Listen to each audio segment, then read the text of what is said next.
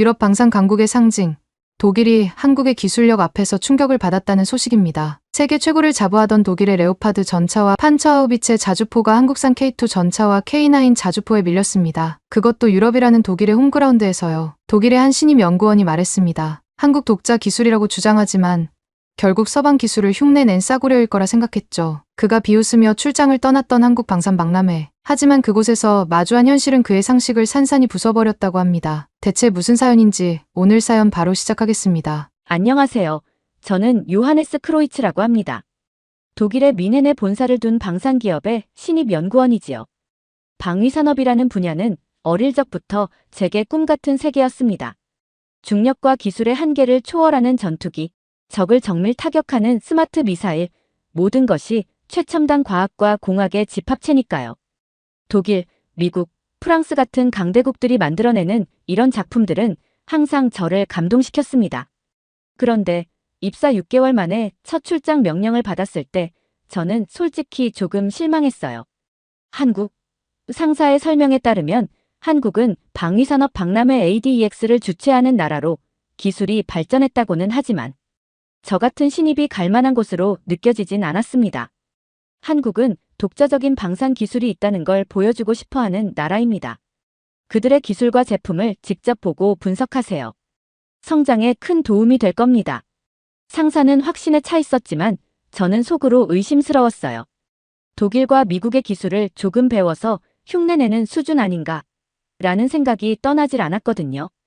출장 전 한국에 대한 사전 조사를 하던 중 한 가지 눈에 띄는 게 있었습니다. KTX라는 고속열차가 유럽의 TGV보다 빠르다는 겁니다. 고작 몇 초 빠르다고 뭘 자랑하지? 라고 속으로 비웃었지만 비행기에서 내리자마자 그것이 단지 열차 속도의 문제가 아니라는 걸 깨달았어요. 인천공항은 유럽의 공항들과 전혀 다른 모습을 보여줬습니다. 짐이 도착하기도 전에 입국 심사가 끝났고 공항에서 도심까지는 버스, 택시, 열차가 모두 연결된 체계적인 시스템으로 이루어져 있었습니다. 그 모든 과정이 너무 빨랐어요. 서울에 도착해 방산 전시회 준비를 마치면서도 저는 여전히 의심스러웠습니다. 독일에서 경험한 전시회들은 대부분 과장된 기술 설명과 장대한 설계 도면으로 가득 차 있었거든요. 한국에서도 비슷한 장면을 보게 될 거라고 생각했어요. 그런데 호텔에서 체크인하는 순간 제 예상을 완전히 뒤엎는 일이 벌어졌습니다. 안녕하세요, 요하네스 크로이츠님. 예약 확인되었습니다. 방은 이미 준비됐고 짐은 방으로 바로 옮겨드립니다. 뭐라고요? 제가 여권을 건네기도 전에요? 호텔 직원은 제 이름만으로 예약 내역을 미리 파악한 상태였습니다. 시스템이 너무 효율적이어서 불편할 틈조차 없더군요. 다음 날 아침, 저는 ADEX 전시장에 도착했습니다. 서울공항 활주로를 활용한 이 방위산업 전시회는 규모 자체로 저를 놀라게 했습니다. 하늘 위에는 전투기가 날아다니며 고개 비행을 펼치고 활주로 곳곳에는 탱크와 자주포가 위풍당당하게 배치되어 있었습니다. 참가국 수는 35개국이 넘고 세계 방산 기업들이 자리 잡고 있었어요. 한국이 이처럼 국제적 관심을 받을 만한 위상을 가지고 있을 줄은 몰랐습니다. 하지만 첫 인상이 주는 놀라움과는 별개로 제 마음속에는 여전히 회의감이 있었습니다. 전시회의 규모가 크다고 기술력이 뛰어나다는 뜻은 아니지. 저는 독일 방산 기업 부스들과 비교하며 한국이 얼마나 서방 기술에 의존하는지 찾아볼 준비가 되어 있었죠. 그런데 한국 방산 부스를 지나치며 K9 자주포를 보고 있자니 묘한 감정이 스며들기 시작했습니다. 부스에 걸려있는 설명 자료에는 한국 독자 개발이라는 문구가 크게 적혀 있었어요. 독자 개발? 정말일까?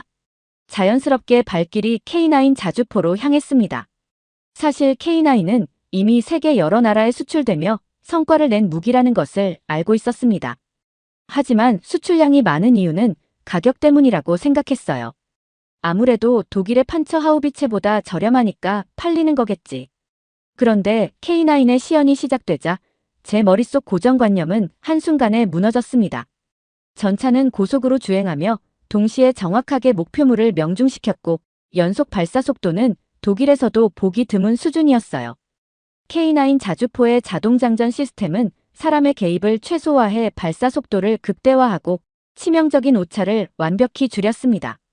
자동 장전 시스템이 이 정도로 빠르다고요? 저는 믿을 수 없다는 듯 담당자에게 물었어요. 이 시스템은 우리가 자체 개발했습니다. 수출된 나라들도 성능에 만족하며 추가 주문을 하고 있습니다. 담당자의 태도는 겸손했지만 그 속에 흐르는 자부심은 숨길 수 없었습니다. 그날 오후 저는 K9 자주포의 성공 사례를 찾아봤습니다. 이 무기는 이미 핀란드, 폴란드, 노르웨이 등 유럽 국가들에 수출되었고 나토 작전에서도 뛰어난 성과를 인정받았다는 사실을 알게 되었습니다. 유럽 국가들이라면 판처 하우비체를 선호해야 하는데 왜 이걸 선택했을까? 제 머릿속에 의문이 떠올랐습니다. 그날 저녁, 저는 전시회 관계자들과 함께 저녁 식사에 초대되었습니다. 삼겹살 냄새가 퍼지는 한국식 숯불구이 식당에서 그들은 너무도 소탈한 모습으로 제게 다가왔습니다. 오늘 K9 보셨죠? 어땠습니까? 솔직히 놀랐습니다. 제가 생각했던 것보다 훨씬 더 대단했어요. 그들은 제 반응을 듣고 환히 웃었습니다. 우리는 방산 기술을 단순히 산업으로 보지 않습니다. 이것은 우리 국민을 지키는 방패이고 평화를 위한 억지력입니다. 그 말이 귀에 맴돌았습니다.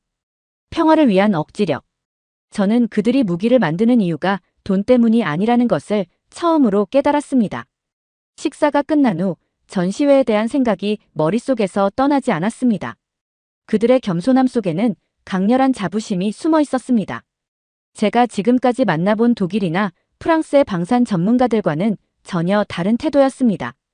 그리고 저는 그 태도가 단순한 자신감이 아니라 결과물로 증명된 신뢰에서 나오는 것임을 느꼈습니다. 다음 날 아침, 저는 ADEX 전시장의 K2 흑표 전차 시연장으로 향했습니다. 사실 K9 자주포의 성능에 놀라긴 했지만 전차만큼은 다르다고 생각했어요. 독일은 레오파드 전차로 세계 최고라는 명성을 자랑합니다. 독일인이 만든 전차를 본 이상 다른 나라 전차들은 당연히 부족할 것이라는 선입견이 있었죠. K2 전차의 시연이 시작되었을 때 저는 시종일관 비판적인 시선으로 지켜봤습니다. 이게 얼마나 대단하다고라는 생각을 하며 눈살을 찌푸리고 있었어요. 그런데 전차가 경사를 오르기 시작하는 순간 제 표정은 딱딱하게 굳어졌습니다. K2 전차는 경사도 60도의 언덕을 거침없이 올라갔습니다. 저는 순간 눈을 의심했어요. 저 경사로를 저 속도로 올라간다고 분명 트랙션이 미끄러질 텐데. 그런데 K2는 끊김없이 올라갔고 정상에 도달한 뒤 부드럽게 방향을 틀더니 다시 언덕을 내려오기 시작했습니다. 놀라움은 여기서 끝이 아니었습니다. 전차는 빠르게 이동하며 목표물을 조준했고 가파른 경사 아래로 정확한 사격을 날렸습니다. 기존의 전차라면 이런 지형에서 포신을 안정적으로 유지하는 것조차 어려울 텐데 K2는 마치 수평 지형에서 움직이는 듯이 안정적이었어요. 사격은 한치의 오차 없이 목표물을 명중했습니다. 경사로에서 저각도로 쏘아도 명중한다고요? 저는 옆에 있던 한국 방산 기술자에게 물었습니다. 그렇습니다. K2는 자동 포신 안정화 시스템이 적용돼 있습니다. 전차가 어느 방향으로 움직이든 포신은 항상 타겟을 조준하도록 설계되어 있습니다. 저는 다시 한번 그 성능에 감탄하지 않을 수 없었습니다. 독일의 레오파드 전차와 비교해도 이 정도 기술은 뒤처지지 않다는 생각이 들었어요. 아니, 어떤 부분에서는 오히려 앞선 것처럼 보이기도 했습니다. K2 전차의 또 다른 놀라운 점은 유도탄 방어 시스템이었습니다. 시연 중 모의 유도탄이 K2 전차를 향해 발사되자 전차는 특수 연막탄을 뿌리며 유도탄을 교란했습니다. 우와, 이건 독일에서도 실험 중인 기술인데 저는 멍하니 지켜볼 수밖에 없었습니다. 기술자는 이어서 또 다른 방어 장치를 시연했습니다. 적 유도탄이 접근하자 K2는 레이더로 궤적을 추적한 뒤 방어용 탄을 발사해 공중에서 요격했습니다. 유도탄을 요격한다고요? 네, 레이더가 적 미사일의 궤적을 감지하고 K2의 특수탄이 적 미사일을 정확히 타격합니다. 이를 통해 전차 자체에 피해가 가지 않도록 설계했습니다. 그 말이 끝나기도 전에 관중석에서는 박수가 터져 나왔습니다. 저 역시 어쩔 수 없이 박수를 치고 있었습니다. 전차의 방어 시스템이 이렇게 정교할 줄은 상상도 못했거든요. K2 전차의 또 다른 강점은 은폐와 엄폐 능력이었습니다. 전차가 지형에 따라 높이를 조절할 수 있다는 설명을 듣고 저는 다시 한번 놀랐습니다. K2는 전차 본체를 최대한 낮춰 적에게 노출되는 면적을 줄이고 저격 위치를 확보할 수 있었습니다. 기술자가 말했습니다. 전차가 높이를 낮추면 적의 포격을 피할 가능성이 훨씬 높아집니다. 반대로 포신 각도를 더 낮춰 사각지대의 적을 공격할 수도 있습니다. 높이까지 조절된다고요? 저는 입을 벌리고 말았습니다. 이 전차는 단순히 강한 게 아니라 전장에서 살아남기 위해 스스로를 보호할 수 있는 방어 철학이 담겨 있었습니다. 시연이 끝난 뒤 저는 K2 전차 개발에 참여했던 한국 엔지니어와 이야기를 나눌 기회를 얻었습니다. 그는 제게 이렇게 말했습니다. 한국은 산악 지형이 많고 국토가 작습니다. 적이 우리를 압박하려면 지형을 활용할 가능성이 큽니다. 그래서 K2는 단순히 공격이 아니라 생존과 방어를 고려한 설계가 핵심입니다. 그의 말 속에서 저는 한국이라는 나라가 처한 지정학적 상황과 그들의 생존 철학을 엿볼 수 있었습니다. 독일 전차 기술이 정밀성과 화력을 중시한다면 한국 전차 기술은 방어와 유연성을 더 중시하는 듯 보였습니다. 전차 시연이 끝난 뒤에도 저는 자리를 뜨지 못했습니다. K2는 한국 기술이 독일을 따라잡은 것이 아니라 완전히 다른 철학과 방향으로 독자적인 기술을 개발했다는 사실을 제게 증명했습니다.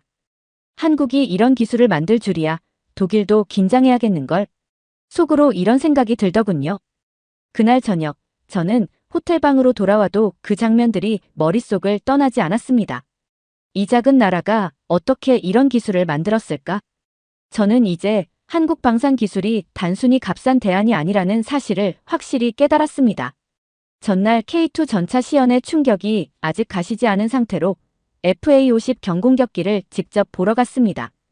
K2 전차와는 또 다른 차원의 강력한 무기라고 들었지만 솔직히 수출량이 많다는 사실 자체만으로는 큰 감흥이 없었어요. 하지만 그날 저는 이 무기들이 싸서 잘 팔리는 무기가 아니라는 것을 깨닫게 되었습니다. 기술과 철학, 그리고 한국 방산 산업이 가진 강력한 수출 전략까지 모든 것이 맞물려 만들어진 결과물이었죠. FA-50은 한국이 독자적으로 개발한 첫 경공격기이자 수출로 큰 성공을 거둔 대표적인 무기입니다. 저는 전투기가 날아오를 때마다 가슴이 두근거렸지만 솔직히 미국의 F-16 기술을 참고했다는 이야기를 들으며 독창성이 부족하다고 생각했거든요. 하지만 시연이 시작되자 제 생각은 완전히 바뀌었습니다.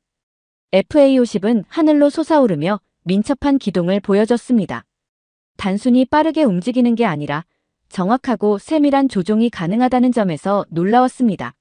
목표물 근처에서 투하된 정밀 유도 폭탄은 3m 이내의 정확도로 표적에 명중했습니다. 기술자가 설명했습니다. FA-50은 GPS 기반의 정밀 유도 폭탄을 투하할 수 있습니다. 이 폭탄은 투하 후 20km 이상을 비행하며 표적을 명중시킬 수 있죠. 정확도는 3m 이내입니다. 3m요? 정말입니까? 저는 믿기지 않아 다시 물었습니다. 네, 실제 전장에서 입증된 성능입니다. 필리핀, 태국, 폴란드 등 여러 나라가 FA-50을 도입하며 성능에 만족하고 있습니다. FA-50이 보여주는 가성비와 효율성은 기존의 고비용 전투기들이 제공하지 못하는 차별점이었습니다. 게다가 한국은 FA-50의 현지화 전략을 통해 각국의 요구에 맞춘 무기 시스템을 제공하며 신뢰를 쌓아온 것이죠. 그날 저녁 FA-50 시연을 본 저와 한국 방산 기술자들이 다시 한번 식사 자리에 앉았습니다. 저는 기술의 경이로움보다 그들이 가진 철학에 대해 더 알고 싶어졌습니다. 솔직히 말하면 여러분이 만든 무기는 기술적으로도 훌륭하지만 그 이면에 담긴 철학이 궁금합니다. 왜 이렇게 유연하게 고객 요구를 맞추는 거죠? 기술자는 망설임 없이 답했습니다. 한국의 방산 기술은 억지력, 즉 전쟁을 막기 위해 존재합니다. 그렇기에 고객이 필요로 하는 무기를 만들어주는 것이 중요합니다. 우리의 무기는 그들의 평화를 지키기 위해서도 쓰일 테니까요. 저는 그의 말을 듣고 깊은 감명을 받았습니다. 다음 날 아침, 저는 ADEX 전시장을 잠시 벗어나 국방과학연구소로 향했습니다. 한국 방위산업 기술의 중심이자 연구의 심장부라고 불리는 이곳은 K2 전차와 K9 자주포, FA-50 경공격기 같은 최첨단 무기가 탄생한 곳이었습니다. 연구소에 도착하자 첫 인상부터 제 예상을 완전히 뒤엎었습니다. 건물 외부는 단순하고 실용적인 디자인이었지만 내부는 최신식 연구 장비로 가득 차 있었습니다. 기술자들은 마치 시계 태엽처럼 정밀하게 움직이고 있었고 모든 것이 체계적으로 돌아가고 있었습니다. 이건 연구소가 아니라 기술 혁신을 위한 기계 같은 곳이군. 저는 속으로 감탄하며 연구소 투어를 시작했습니다. 가장 먼저 방문한 곳은 한국의 대표적인 소형 무기 K11 복합 소총의 개발과 테스트가 이루어지는 실험실이었습니다. 이 무기는 기존 소총과는 전혀 다른 모습이었어요. 총구가 두 개로 나뉘어 있고 레이저 거리 측정기와 전자식 조준 장치까지 탑재된 독특한 형태였습니다. 이 소총은 5.56mm 탄과 20mm 공중 폭발탄을 모두 발사할 수 있는 복합 무기입니다. 연구원이 자신있게 설명했습니다. 20mm 공중 폭발탄이요? 그게 정확히 뭘 의미하죠? 저는 생소한 개념에 질문을 던졌습니다. 20mm 탄은 목표물 위에서 폭발해 적을 직접 타격하지 않고도 광범위한 피해를 줍니다. 특히 엄폐물을 이용한 적을 공격할 때 매우 효과적이죠. 그는 즉석에서 시연을 보여줬습니다. 연구원이 조준 장치를 이용해 레이저를 쏘자 적 모형 위에서 탄약이 터졌고 엄폐물 뒤에 숨어있던 표적이 순식간에 파괴되었습니다. 어떻게 이렇게 정확한 폭발 지점을 설정할 수 있죠? K11은 내부 컴퓨터가 레이저로 측정한 거리 데이터를 탄약에 전송합니다. 탄약은 비행 중 그 데이터를 따라 지정된 지점에서 정확히 폭발하죠. 저는 감탄하지 않을 수 없었습니다. 이건 소형 스마트 무기라고 해야겠군요. 독일에서도 이런 첨단 소총은 본 적이 없었기에 충격적이었습니다. K11 복합 소총을 보며 감탄하던 저는 연구원들과의 대화를 통해 이 무기들이 어떤 철학을 바탕으로 만들어졌는지 알게 되었습니다. 여러분은 기술적인 측면에서 매우 앞서가고 있는 것 같습니다. 그런데 이런 무기를 개발할 때 가장 중요하게 생각하는 것이 무엇인가요? 제 질문에 연구원 중 한 사람이 차분하게 대답했습니다. 우리가 가장 중요하게 생각하는 건 적은 피해로 아군을 지키는 겁니다. 한국은 항상 방어적인 위치에 있어야 했고 그래서 최대한의 억지력을 통해 전쟁을 예방하려고 합니다. 그의 말은 한국이 처한 지정학적 위치와 역사적 경험이 고스란히 담겨 있었어요. 다음으로 방문한 곳은 GPS 유도 폭탄의 테스트 시설이었습니다. 이 폭탄은 이미 여러 나라에서 사용되며 성능을 인정받았다고 들었습니다. 연구원은 투명한 방탄 유리 뒤에서 실험을 준비하며 저에게 설명을 시작했습니다. GPS 유도 폭탄은 항공기에서 투하된 후 20km 이상의 거리를 스스로 비행해 목표물을 정밀 타격할 수 있습니다. 정확도는 3m 이내입니다. 저는 또다시 놀랐습니다. 3m요? 이 정도면 적 지휘관의 책상 위를 직접 노릴 수도 있겠군요. 그는 웃으며 고개를 끄덕였습니다. 맞습니다.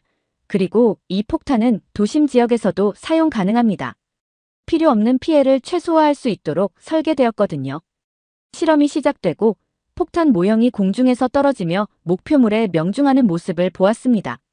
그 모든 과정이 한치의 오차도 없이 진행됐어요. 테스트가 끝난 후 저는 다시 연구원과 대화를 나누었습니다. 이 모든 기술을 보니 독일인으로서 부끄러움을 느낄 정도네요. 한국이 이 정도 수준의 방산 기술을 가지고 있을 줄은 몰랐습니다. 그는 미소를 지으며 대답했습니다. 저희는 독일을 비롯한 많은 나라에서 배워왔습니다. 하지만 배운 것을 모방만 하는 게 아니라 우리만의 방식으로 발전시키려고 노력했죠. 한국은 생존을 위해 창의적이어야 했습니다. 그의 말 속에는 겸손과 자부심이 공존하고 있었습니다. 독일은 전통적인 기술 강국으로 명성을 쌓아왔지만 한국은 환경적, 지정학적 필요 속에서 전혀 새로운 방식으로 기술을 발전시키고 있었던 겁니다. 호텔로 돌아오는 길, 저는 한국 방산 기술의 수준뿐만 아니라 그들이 가진 철학에 감동받은 제 자신을 발견했습니다. 이제야 그들의 진정한 저력을 이해할 수 있을 것 같았습니다. ADEX 전시회 마지막 날, 저는 5차원 전장에 대한 세미나에 참석했습니다. 한국이 5차원 전장까지 대비하고 있다는 말에 흥미가 생겼기 때문입니다. 최신 무기를 만드는 것을 넘어 이 작은 나라가 전쟁의 새로운 차원을 준비하고 있다니 믿기지 않았습니다. 하지만 며칠간 한국 방산 기술을 접하며 저는 이제 쉽게 의심하지 않기로 했습니다. K2 전차, K9 자주포, FA50 경공격기, K11 소총을 본 뒤로 한국은 이미 제가 알고 있던 군사 강국의 범주를 뛰어넘은 듯 했으니까요. 세미나는 우선 5차원 전장의 개념을 설명하며 시작됐습니다. 지상, 해상, 공중은 전통적인 전쟁의 공간입니다. 하지만 현대전은 우주와 사이버라는 새로운 두 차원을 포함하며 더욱 복잡해졌습니다. 이 5차원을 효과적으로 통제할 수 있는 국가는 미래의 전장을 지배하게 될 것입니다. 프레젠테이션 화면에는 한국이 자체적으로 개발 중인 위성 감시 시스템, 사이버 방어 체계, 그리고 네트워크 기반 전투 시스템이 차례로 등장했습니다. 우리가 단지 무기를 만드는 것이 아니라 각 차원을 연결해 실시간 정보 공유와 정밀 타격이 가능한 통합 시스템을 개발하고 있다는 뜻입니다. 연사가 설명하는 동안 저는 한국이 얼마나 치밀하게 미래를 준비하고 있는지 느낄 수 있었습니다. 그런데 가장 놀라운 건 우주 공간에 대한 준비였습니다. 한국은 현재 독자적으로 군사 위성을 운영하며 실시간으로 적의 움직임을 감시하고 있다는 사실이 발표되었습니다. 특히 소형 위성 여러 개를 연결해 광범위한 정보를 수집하는 기술은 이미 세계적으로도 주목받고 있었습니다. 우리가 독일이나 미국처럼 규모가 크지는 않습니다. 하지만 민첩한 기술로 그 격차를 좁히고 있습니다. 세미나 후 저는 별도로 마련된 위성 감시 시스템 부스를 방문했습니다. 거기서 저는 놀라운 사실을 알게 되었습니다. 한국이 개발한 위성 기반 레이더 시스템은 적의 움직임을 감지하는 것을 넘어 이동 경로를 예측하고 분석하는 수준에 도달해 있었습니다. 이 시스템은 기존의 대형 위성이 놓치는 작은 움직임까지 감지할 수 있습니다. 적의 차량이나 미사일 기지가 이동하는 경로를 추적하고 실시간으로 아군에게 데이터를 전송합니다. 부스의 연구원은 자신 있게 설명했습니다. 제가 놀란 점은 이런 기술을 운영하기 위해 필요한 IT 기술력이었습니다. 전날 경험한 KTX와 한국의 네트워크 인프라가 방산 기술과 연결되어 있다는 느낌이 들었어요. 다음으로 방문한 곳은 사이버 방어 기술 시연장이었습니다. 한국이 사이버전에 얼마나 진지하게 접근하고 있는지 알게 된 순간이었죠. 현대전은 보이지 않는 전쟁에서 시작됩니다. 적은 우리의 통신 네트워크와 방어 시스템을 교란하려 시도할 것입니다. 우리는 이를 방어하고 필요하다면 적의 시스템에 침투해 역으로 교란할 준비를 하고 있습니다. 연구원은 모의 해킹 상황을 보여주며 한국이 개발한 AI 기반 사이버 방어 기술을 설명했습니다. 이 시스템은 공격을 방어할 뿐만 아니라 AI가 실시간으로 적의 해킹 패턴을 분석하고 대처 방법을 스스로 학습합니다. 스스로 학습한다고요? AI가? 네, 이를 통해 적이 같은 방식으로 반복적으로 공격하는 것을 차단할 수 있습니다. 한번 공격 시도에 실패하면 적은 새로운 방법을 찾아야 합니다. 그 사이에 우리는 이미 방어 체계를 보완할 수 있습니다. 저는 그들의 철저한 준비와 기술적 창의성에 또 한 번 감탄했습니다. 눈에 보이지 않는 전쟁까지 이렇게 준비하다니 정말 대단하군. 독일에서도 사이버전에 대한 연구가 진행 중이지만 한국은 훨씬 실용적이고 빠르게 대응하고 있다는 느낌이 들었습니다. 세미나 후반부에서는 지상, 해상, 공중, 우주, 사이버를 하나로 통합하는 한국의 네트워크 기반 전투 시스템이 강조되었습니다. 한국의 방위 전략은 모든 전장에서 얻은 정보를 실시간으로 공유하고 이를 통해 정밀 타격과 방어를 가능하게 하는 것이 목표입니다. 이야기를 듣다 보니 전날 보았던 K9 자주포와 FA50 경공격기가 왜 그렇게 뛰어난 정확도를 자랑했는지 이해가 됐습니다. 그 무기들은 이 거대한 네트워크의 일부로 설계된 것이었어요. 세미나가 끝난 뒤 한국 방산 전문가와 짧은 대화를 나눌 기회가 있었습니다. 저는 질문을 던졌습니다. 이 정도로 준비를 철저히 하는 이유가 무엇입니까? 기술적 발전을 위한 것인가요? 그는 잠시 생각하더니 대답했습니다. 한국은 작은 나라입니다. 그리고 이웃 국가들과의 관계는 항상 긴장 상태에 놓여 있습니다. 우리가 방어를 위해 기술을 개발하지 않는다면 평화를 지킬 수 없습니다. 저는 전 시장에서 방산 관계자들과의 간담회에 초대되었습니다. 이날의 주제는 한국 방산 기술이 동북아시아의 군사적 긴장 속에서 어떤 역할을 하고 있는지에 관한 것이었죠. 독일에서 온 저로서는 한국의 방산 기술이 자국 방어를 위한 것인지 아니면 국제적인 균형을 유지하기 위한 더 큰 전략의 일부인지 궁금했습니다. 한국은 세계에서 군사적 긴장이 가장 높은 지역 중 하나에 위치하고 있습니다. 북한의 지속적인 도발, 중국의 군사적 확장, 일본과의 역사적 갈등까지 한국은 끊임없이 다층적인 위협에 직면해 있습니다.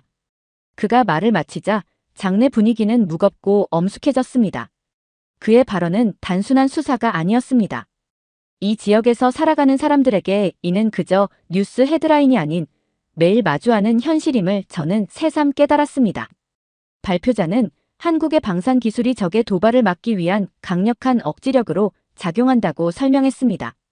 특히 K2 전차, K9 자주포, FA-50 경공격기와 같은 첨단 무기들은 국토 방어를 넘어서 주변국들에게 한국의 군사력을 각인시키는 중요한 역할을 한다고 했습니다. 이야기를 듣던 중 발표자가 흥미로운 데이터를 보여줬습니다. K9 자주포는 이미 북유럽과 동유럽의 나토 국가들에 수출되며 세계적인 신뢰를 얻었지만 그 배경에는 한국의 실제 전투 경험이 중요한 역할을 했다는 것이었죠. 연평도 포격 사건 이후 한국은 K9 자주포의 실전 성능을 강화했습니다. 이 경험은 실험실 데이터가 아니라 실제 적의 도발에 대응한 전투 데이터를 기반으로 한 것입니다. 저는 그 말을 듣고 놀랐습니다. 독일에서는 이런 실전 데이터를 얻을 기회가 상대적으로 드물기 때문에 한국 방산 기술이 더 현실적이고 신뢰할 수 있다는 점에서 강점을 가지고 있었습니다. 간담회 중 가장 흥미로웠던 점은 한국이 동북아시아에서 균형자 역할을 한다는 점이었습니다. 한국은 자국 방어만을 생각하지 않습니다. 우리는 동북아시아의 평화를 유지하는 데 중요한 역할을 하고 있습니다. 이 말은 처음엔 다소 이상하게 들렸습니다. 어떻게 이렇게 작은 나라가 중국과 같은 강대국과 일본처럼 경제적으로 막강한 나라 사이에서 균형을 유지할 수 있을까? 그 질문에 대한 답은 한국의 방산 수출 정책과 기술에서 나왔습니다. 한국은 중립적인 방산 수출국으로 자리 잡고 있습니다.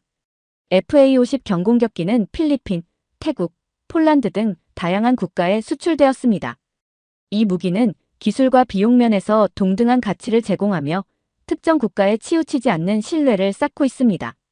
즉, 한국은 무기를 통해 어느 한쪽으로 기울지 않고 오히려 각국이 균형을 유지하도록 돕는 역할을 하고 있습니다. 한국은 무기를 팔고 끝내는 것이 아니라 각국의 요구를 맞추고 평화를 위한 기술로 발전시키는데 더 큰 가치를 두고 있었습니다. 한국에서의 마지막 날 아침이 밝았습니다. 호텔 방 창밖으로 보이는 서울의 풍경은 언제나처럼 분주해 보였지만 제 마음은 그 어느 때보다 차분하고 무거웠습니다. 며칠 동안 한국 방산 기술의 최전선에 서서 이 나라가 가진 저력을 직접 목격한 경험은 제게 엄청난 인상을 남겼습니다. 가방을 정리하면서도 머릿속에는 여전히 ADEX 전시장에서 보았던 K2 전차, K9 자주포, FA-50 경공격기, 그리고 국방과학연구소에서 들었던 이야기들이 맴돌았습니다. 한국에서의 경험을 돌아보며 가장 강렬하게 떠오르는 것은 방위산업 이면에 담긴 국가 철학이었습니다. 독일에서 방산은 주로 경제적 가치나 동맹의 전략적 필요에 의해 움직이는 산업입니다. 하지만 한국에서는 방산 기술이 경제적 도구가 아니라 국민의 생존과 평화를 지키기 위한 수단이었습니다. 사실 방위산업이라는 거대한 주제를 떠나 저는 한국인의 일상적인 태도와 사고방식 속에서 그들의 성공 비결을 엿볼 수 있었습니다. KTX에 처음 탑승했을 때 느꼈던 그 정교함과 효율성, 그리고 IT 인프라가 제공하는 놀라운 연결성과 편리함은 그저 생활의 일부가 아니었습니다. 한국 사람들은 모든 일에서 속도와 정확성을 추구했습니다.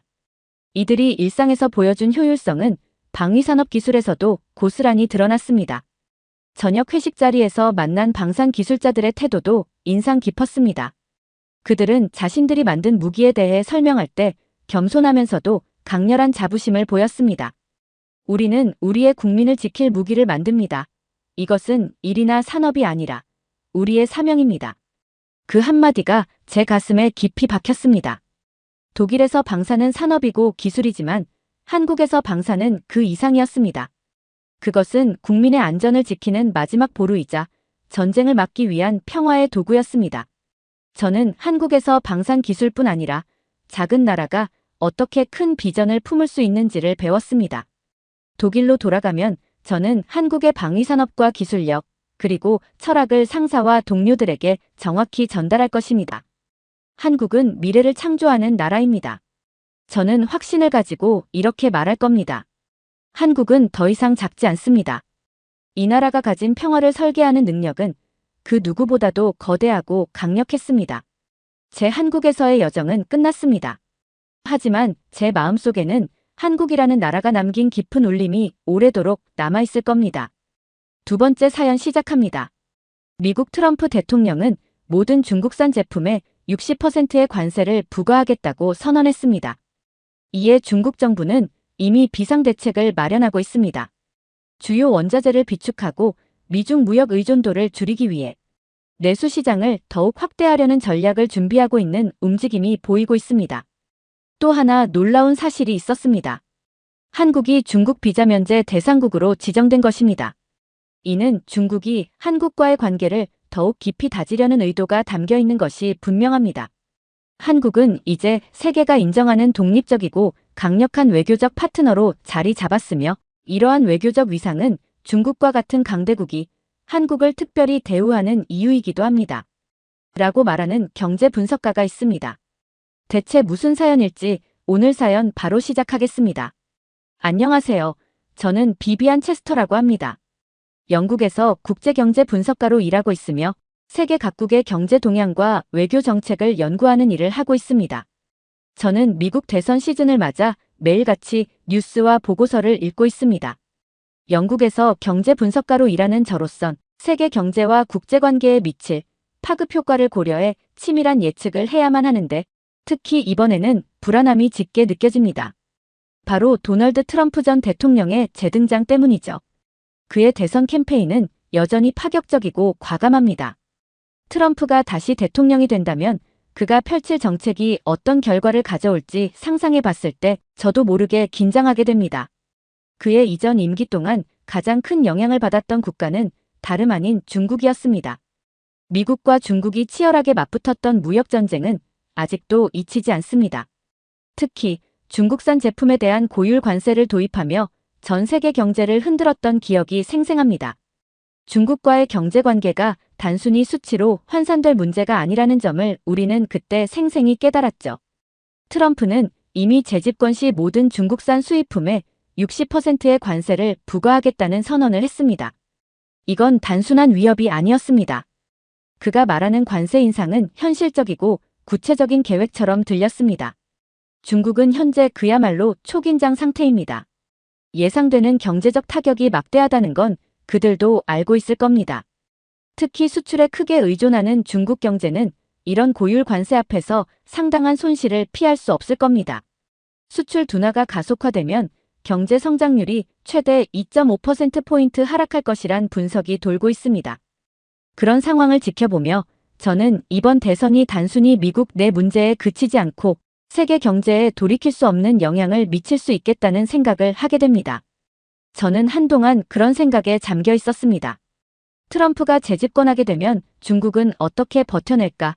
그리고 세계는 또다시 무역전쟁의 소용돌이에 빠져들게 될까? 저는 가장 먼저 트럼프 전 대통령의 재집권 가능성이 중국에 미치는 영향을 깊이 파고들기 시작했습니다. 관세 인상이 초래할 충격이 얼마나 클지 알게 된 후 자연스럽게 중국의 대응 전략이 궁금해졌기 때문입니다. 중국 경제는 전 세계의 공급망을 연결하고 있으며 특히 미국과의 무역 의존도도 높아 미국의 관세 정책 변화에 크게 영향을 받을 수밖에 없습니다. 트럼프가 말한 모든 중국산 제품에 대한 60% 관세가 현실화될 경우 중국 경제는 중대한 도전에 직면하게 될 겁니다. 이번에는 중국의 대응이 어떤 식으로 이루어질지 매우 흥미로웠습니다. 저는 중국 내 경제 관계자들과 전문가들의 반응을 조사해 보았습니다. 그들은 트럼프의 재집권 가능성을 예의주시하며 그가 다시 돌아오면 경제적 충격이 불가피하다는 입장을 표명하고 있었습니다. 몇몇 보고서에서는 중국 정부가 이미 비상대책 마련에 나섰다는 언급도 있었습니다. 주요 원자재를 비축하고 미중 무역 의존도를 줄이기 위해 내수 시장을 더욱 확대하겠다는 전략을 준비하고 있다는 겁니다. 이런 움직임을 지켜보면서 저는 중국의 긴장감이 단순한 예측이 아닌 현실적으로 다가오는 위협에 대한 대비라는 것을 실감하게 되었습니다. 그리고 또 한 가지 흥미로운 점은 중국이 특정 국가에 대해 비자 면제 정책을 도입한 배경이었습니다. 일부 아시아와 유럽 국가들에 대해 무비자 입국을 허용한 중국의 의도가 명확해 보였습니다. 외국인 관광객의 유입을 통해 내수 시장을 활성화하려는 것입니다. 저는 중국의 관광업이 코로나19 이후 여전히 큰 타격을 입고 있다는 점을 알기에 외국인 관광객 유치는 실질적인 경제적 필요를 해결하는 방법 중 하나라고 생각했습니다. 그런데 여기서 또 하나 놀라운 사실이 있었습니다. 한국이 비자 면제 대상국 중 하나로 지정되었다는 점입니다. 중국이 한국을 전략적으로 중요한 대상으로 여긴다는 의미로도 해석될 수 있었습니다. 한동안 저는 이 부분에 대해 깊이 생각하게 되었습니다. 비자 면제 조치 하나로 단순히 경제적 교류만을 노리는 게 아니라 한국과의 관계를 더욱 깊이 다지려는 의도가 담겨 있을 수 있다는 생각이 들었기 때문입니다. 저는 이런 중국의 전략이 한국의 입장에서 얼마나 유리할 수 있을지 궁금했습니다. 미국과 중국이 격돌하는 가운데 한국은 어떻게 이 상황을 활용해 자국의 이익을 극대화할 수 있을까? 한국은 미국과 긴밀한 경제적 파트너십을 유지하고 있습니다. 중국과의 관계를 확장하면서도 미국과의 협력 체계를 견고히 한다면 한국은 양국의 경제적 균형을 유지하면서도 자국의 이익을 보호할 수 있을 것입니다. 한국은 오랜 시간 강대국의 압력 속에서도 자국의 입장을 굳건히 지키며 필요한 순간에는 타협도 하는 능력을 보여주었습니다. 어쩌면 중국이 한국을 비자 면제 대상국으로 지정한 이유는 한국의 이런 유연하고 전략적인 접근을 존중하기 때문일지도 모릅니다. 한국은 대국 사이에서 자주성을 잃지 않고 자신만의 길을 걸어가며 중국에 있어서도 신뢰할 수 있는 파트너로 자리 잡고 있는 것이 아닐까요? 이 모든 생각들이 머릿속에 가득 차는 가운데 저는 점차 한국이란 나라에 대한 새로운 인식을 가지게 되었습니다. 대국들 사이에서 눈치를 보며 살아가는 작은 나라가 아니라 두 강대국이 서로를 견제하는 상황 속에서 자신만의 길을 찾는 독특한 존재로 느껴졌습니다. 중국이 한국을 비자 면제 대상으로 삼았다는 것은 관광업 회복이라는 목적도 분명 존재하겠지만 그 뒤에는 한국과의 관계를 전략적으로 유지하고자 하는 중국의 의도도 포함되어 있을 겁니다. 저는 여기서 중국이 한국을 통해 어떻게 득을 보고자 하는지 그리고 한국이 이 상황을 어떻게 활용할 수 있을지를 고민하게 되었습니다. 한국은 이미 반도체와 배터리, 전자제품에서 세계적 위치를 차지하고 있습니다. 특히 반도체 분야에서의 경쟁력은 미국뿐만 아니라 중국에게도 매우 중요한 요소로 작용하고 있죠. 중국이 반도체 자급자족을 이루기 위해 노력하고 있지만 아직까지 한국의 기술력에는 미치지 못하는 실정입니다. 그 때문에 한국은 경제적으로뿐만 아니라 기술적으로도 상당한 전략적 가치를 갖고 있는 셈입니다. 또 한 가지 눈여겨볼 부분은 한국이 미중 갈등 상황에서 독자적인 입지를 지키고 있다는 점입니다. 대부분의 나라가 두 강대국 사이에서 어느 한쪽에 기울기 쉬운데 한국은 자국의 이익을 최우선으로 고려하며 어느 한편에 치우치지 않는 균형 감각을 보여주고 있습니다.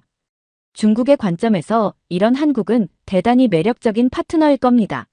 만약 한국이 미국과의 관계에서만 집중해 중국을 등한시했다면 중국은 한국을 비자 면제 대상으로 쉽게 지정하지 않았을 가능성이 큽니다. 사실 한국의 입장에서는 이 상황을 충분히 유리하게 활용할 수 있습니다. 한국은 이미 미국과 탄탄한 동맹 관계를 유지하고 있으며 중국과의 경제 관계를 확대함으로써 더욱 견고한 경제적 입지를 다질 수 있습니다. 저는 한국이 아시아 내에서 어떤 전략적 역할을 하고 있는지 깨닫게 되었습니다. 어쩌면 한국은 미국과 중국이 서로를 견제하며 균형을 유지하려는 국제사회의 중심에 있는 중재자 같은 역할을 하고 있는 것이 아닐까요? 한국이 균형을 유지하면서도 양국으로부터 이익을 얻고 있다는 사실이야말로 이 작은 나라가 가진 강력한 외교적 능력의 증거입니다. 더욱이 한국의 경제와 문화는 이미 세계적으로 주목받고 있습니다. 경제적 강국이자 문화적 영향력을 가진 한국이기 때문에 중국이 이렇게 특별한 대우를 하고 있는 게 아닐까 싶습니다. 한국이 가진 소프트 파워가 경제적 협력을 넘어 외교적 신뢰와 관계 형성에도 큰 역할을 하고 있다는 생각이 들었죠. 저는 과거에 한국을 단순한 경제 성장 국가로만 봤던 저의 시선이 좁았다는 것을 깨달았습니다. 한국이 단지 강대국의 눈치를 보며 살아가는 나라가 아니라 적극적으로 세계 무대에서 자신의 위치를 정립하고 있는 나라라는 생각에 이르게 되었습니다. 그리고 그 중심에는 한국의 기술적 경쟁력, 외교적 균형 감각, 그리고 문화적 영향력이 어우러져 있습니다. 이러한 한국의 모습은 제가 예상했던 것 이상으로 다채롭고 강력하며 전략적이었습니다. 저는 어떻게 이 작은 나라가 경제적 강국이 되었는지 더욱 깊이 탐구하게 되었습니다. 한국은 수많은 어려움 속에서도 자국의 산업을 키워나가며 독자적으로 기술력과 경제력을 갖추기 위해 부단히 노력해왔습니다. 한국의 경제 성장은 외국 자본이나 기술에 의존한 것이 아니라 자국의 연구와 개발을 기반으로 이루어진 성장이었습니다. 세계 반도체 시장에서 차지하는 한국의 비중은 무시할 수 없을 정도로 높고, 그들은 이 기술을 바탕으로 전 세계에 막대한 경제적 영향력을 미치고 있었습니다. 특히 삼성과 같은 대기업은 한국 경제의 중심축으로 세계적으로도 경쟁력 있는 제품들을 끊임없이 내놓고 있습니다. 한국은 미국과의 군사적 동맹뿐 아니라 경제적 협력도 긴밀히 유지하고 있지만 중국과도 대등한 경제관계를 유지하면서 균형을 잡고 있습니다. 미국의 반도체 공급망 재편에서도 한국이 중요한 역할을 하고 있으며 중국 역시 한국의 반도체와 기술 없이는 더 이상 안정적인 성장을 이룰 수 없을 겁니다. 한국의 경제 발전은 국민들의 열정적인 참여와 노력을 기반으로 성장해 왔습니다. 저는 한국 사회가 경제 성장기에 겪었던 어려움에 대해 알게 되면서 한국인들이 자신의 미래와 경제적 독립을 위해 얼마나 열심히 노력해 왔는지에 대해 깊이 감명받았습니다. 그들은 외환위기, 금융위기 등 수많은 시련을 이겨내며 경제적 위기를 극복했고, 이를 계기로 자국 산업의 경쟁력을 더욱 강화시켰습니다. 그들의 경제적 독립성과 기술력은 세계 경제에서 한국을 독립적이고 중요한 플레이어로 만들어주었습니다. 이 독립성은 그들이 미국과 중국과 같은 강대국들 사이에서 자신만의 입장을 견고히 지킬 수 있는 원동력이었죠. 중국이 한국을 비자면제 대상국으로 지정한 이유 또한 이런 한국의 자주성과 경제적 위상을 존중하기 때문일 겁니다. 한국의 대기업, 특히 삼성이나 현대와 같은 이름들은 누구나 알 정도로 유명하지만 저는 문득 한국의 중소기업들은 어떤 위치에 있는지 궁금해졌습니다. 작은 나라인 한국이 이렇게 빠르게 성장한 데에는 대기업뿐 아니라 중소기업들의 역할도 분명 있었을 겁니다. 그래서 저는 한국의 중소기업들을 연구하기 시작했습니다. 한국 중소기업들은 첨단 기술과 혁신적인 아이디어를 바탕으로 독자적인 경쟁력을 쌓아가고 있었습니다. 세계적인 브랜드만큼이나 우수한 가전제품이나 뷰티 기기를 만들어내는 중소기업들이 있었습니다. 그들은 단순히 대기업의 하청업체로만 머무르지 않고 독창적인 제품을 개발하며 전 세계 소비자들의 마음을 사로잡고 있었습니다. 주목할 점은 이러한 중소기업들이 대기업과 경쟁하기보다는 한류와 한국의 문화를 활용한 마케팅으로 세계 시장에 진출하고 있다는 점이었습니다. 저는 한국의 전자기기 스타트업 중 하나를 조사하게 되었습니다. 이 회사는 작은 사무실에서 시작했지만 한국의 전자기기와 한류 열풍을 결합해 독특한 제품을 만들어내며 인기를 끌었습니다. 스마트폰 액세서리에서부터 미용기기, 심지어 건강관리기기까지 다양한 제품을 생산하고 있었고, 최근에는 한류 스타들과의 협업을 통해 브랜드를 알리고 있었습니다. 그들의 열정과 도전 정신은 놀라웠습니다. 이 작은 기업이 가진 무한한 가능성을 보며 한국이 세계 경제에서 차지하고 있는 위치가 단순히 대기업들에 의해 유지되는 것이 아니라는 점을 깨달았습니다. 이 기업의 CEO 인터뷰 기사를 보면서 저는 한국 중소기업이 가진 저력에 대해 다시 한번 감탄하게 되었습니다. 그는 우리 같은 작은 회사도 노력과 창의력만 있다면 글로벌 시장에서 성공할 수 있다고 믿는다고 말했습니다. 그들이 보여준 자신감과 목표의식은 단순한 생존을 넘어 세계 시장에서 인정받고 싶은 열망으로 가득 차 있었습니다. 한국의 중소기업들은 경제적 자립성을 목표로 두고 외부 자본에 의존하지 않고 자국의 기술력과 인재들로 성과를 이루어내고 있었습니다. 그들은 때로는 위험을 감수하고 대담한 실험을 하며 더 나은 제품과 서비스를 제공하기 위해 끊임없이 노력하고 있었습니다. 제가 조사한 이 회사뿐 아니라 한국에는 다양한 분야에서 혁신을 이루어내는 중소기업들이 많았습니다. 특히 그들은 한국 사회의 도전적이고 열정적인 정신을 반영하고 있었고 한국 경제의 중요한 동력으로 자리 잡고 있었습니다. 이 경험은 저로 하여금 한국 경제가 단순히 대기업에 의해 주도된다고 생각했던 저의 고정관념을 깨뜨렸습니다. 한국 경제는 사실 크고 작은 기업들이 함께 성장하며 이룩한 결실이었고 그 속에는 대기업에 의존하지 않는 자립적인 생태계가 존재했습니다. 경제와 기술력에 이어 한국의 또 다른 강력한 무기인 문화적 영향력에 대해 관심을 가지게 되었습니다. 이제는 누구나 K-팝, 한국 드라마, 한국 영화에 대해 한 번쯤은 들어보았고 세계 곳곳에서 한국 문화가 인기를 끌고 있습니다. 하지만 제가 주목한 것은 단순한 유행이 아니라 한국 문화가 사람들에게 미치는 깊이 있는 영향력이었습니다. 이 소프트 파워는 한국이 강대국들 사이에서 자신만의 자리를 잡을 수 있게 해준 중요한 요인 중 하나입니다. 한국은 강압적인 방식이 아니라 매력적인 방식으로 전 세계 사람들에게 다가가고 있었습니다. 이런 한국의 문화적 성공이 경제적 성장과 결합해 한국이라는 나라를 더욱 특별하게 만들었다고 느꼈습니다. 중국이 한국을 비자 면제 국가로 지정한 것도 단순히 경제적 관계를 강화하기 위함이 아니라 문화적으로도 함께 성장하고 협력하려는 의도가 있는 것은 아닐까 하는 생각이 들었습니다. 특히 K-팝과 K-드라마의 파급력은 한국의 경제적 성과만큼이나 강력했습니다. 전 세계의 젊은 세대가 한국의 음악과 드라마에 열광하고 이를 통해 한국어와 한국 문화를 자연스럽게 배우게 됩니다. 저는 그 현상을 직접적으로 느끼고 있었습니다. 주변 사람들조차 이제는 한국 아티스트나 배우의 이름을 당연히 알고 있으며 심지어 한국식 패션과 스타일도 따라하는 모습이 흔해졌습니다. 흥미롭게도 한국의 문화는 단순히 상업적인 목적을 넘어서 그 안에 깊은 사회적 메시지와 감동을 담고 있다는 점에서도 차별화됩니다. 한국의 영화나 드라마는 종종 가족, 사회적 갈등, 계층 간의 문제 등을 다루며 세계 곳곳의 사람들이 공감할 수 있는 이야기를 전달합니다. 저는 한국 영화 기생충이 칸 영화제에서 황금종려상을 수상하고 이후 아카데미 시상식에서까지 큰 성과를 거둔 사건을 떠올렸습니다. 이 영화가 세계적으로 성공한 이유는 한국 사회의 이야기를 담고 있었지만 동시에 전 세계인이 공감할 수 있는 주제를 담고 있었기 때문이었습니다. 또한 한국의 문화는 그들의 전통과 현대적 감각을 절묘하게 융합해냅니다.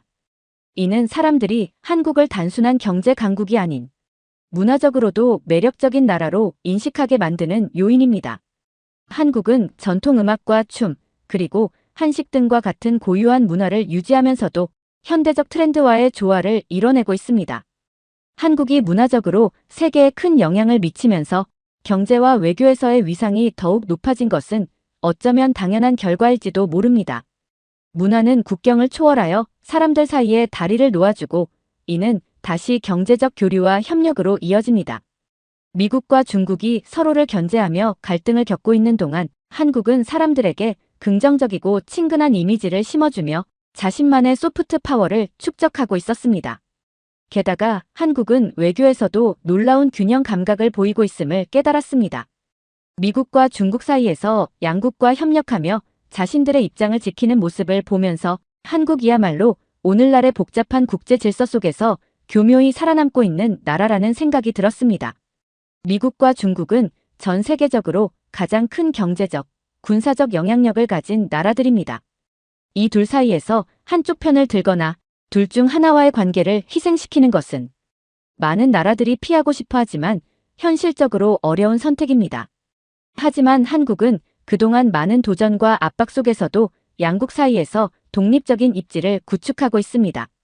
미국과는 군사적 동맹을 유지하면서도 중국과의 경제적 관계를 유지하는 그들의 전략은 정말로 감탄스럽습니다. 한국의 이 외교 전략은 특히 첨단 기술 분야에서 두드러집니다. 미국이 반도체 공급망 재편을 통해 자국의 기술 패권을 강화하려 하고 중국이 반도체 자급을 목표로 한국의 기술에 의존하지 않으려는 시도를 하고 있는 와중에도 한국은 두 나라 사이에서 균형을 유지하고 있습니다. 미국과 협력하는 한편 중국과의 경제적 파트너십을 포기하지 않는다는 점에서 그들의 균형 잡힌 외교력이 빛납니다. 또한 외교적으로 단순히 양국 사이에서 균형을 유지하는 것만이 아니라 그 과정에서 자국의 위상을 높이고 있다는 점에 놀랐습니다. 한국은 미국 주도의 국제회의와 중국이 주도하는 아시아 회의에서 모두 중요한 발언권을 행사하고 있습니다. 그들은 자신들이 독립적이고 자주적인 목소리를 낼 수 있는 강력한 국가라는 이미지를 만들어가고 있는 셈입니다. 제가 느낀 한국은 이제 단순히 강대국들의 그늘 아래 있는 나라가 아니라 실질적으로 세계 무대에서 주도적으로 발언할 수 있는 역량을 가진 나라였습니다. 한국의 이러한 전략은 그들의 역사적 경험에서 기인한 것일지도 모른다는 생각이 들었습니다. 오랜 역사 동안 외세의 침략과 억압을 경험해온 한국은 독립성과 자주성을 지키기 위한 생존 전략을 구축할 수밖에 없었을 것입니다. 그들은 상대적으로 작은 나라일지 모르지만 강대국들 사이에서 자주성을 잃지 않기 위해 균형을 지키며 자신들만의 길을 개척하고 있습니다. 저는 이러한 한국의 외교적 접근 방식이 단지 미국과 중국 사이에만 국한된 것이 아니라 전 세계적으로 통용되고 있다는 점에서도 감탄을 금할 수 없었습니다. 한국은 다양한 국제기구에서도 적극적으로 활동하며 인도주의적 지원과 개발도상국 지원 등을 통해 국제사회에서 신뢰를 쌓아가고 있습니다. 경제와 기술, 문화뿐만 아니라 외교적 측면에서도 다면적인 영향력을 발휘하는 한국은 정말로 주목할 만한 나라입니다. 이제는 분명해졌습니다. 중국이 한국을 비자면제 대상국으로 지정한 것도 단순히 경제적 협력 이상의 의미가 있었습니다. 한국은 이제 세계가 인정하는 독립적이고 강력한 외교적 파트너로 자리 잡았고 이와 같은 외교적 위상은 중국과 같은 강대국이 한국을 특별하게 대우하는 이유가 되었을 것입니다. 사실 이번 중국의 비자 면제 조치가 아니었다면 저는 한국을 그저 아시아의 한 국가로 치부하며 대충 알고 넘어갔을지도 모릅니다. 하지만 한국이 가진 소프트 파워, 외교적 균형 감각, 경제적 독립성 등이 서로 조화를 이루며 그들의 독보적인 위치를 만들어 왔다는 것을 깨닫게 되었습니다. 또한 한국은 경제적 독립성과 문화적 영향력뿐 아니라 국제사회에서 신뢰받는 국가로 자리 잡아가고 있습니다.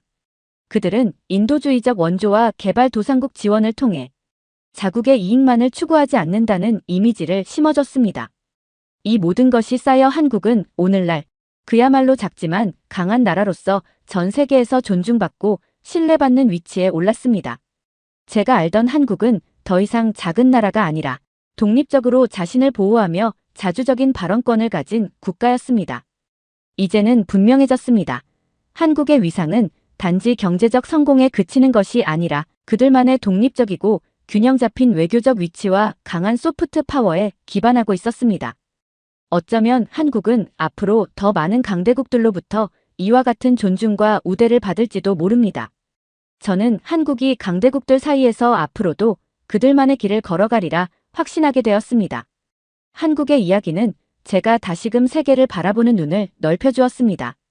한국이 보여준 자주성과 강한 의지에 감탄하며 그들의 미래가 어떻게 펼쳐질지 기대가 됩니다. 오늘 사연이 재미있으셨다면 구독과 좋아요, 알림 설정까지 부탁드립니다. 더 재미있는 사연으로 돌아오겠습니다. 이상 감동탐험이었습니다.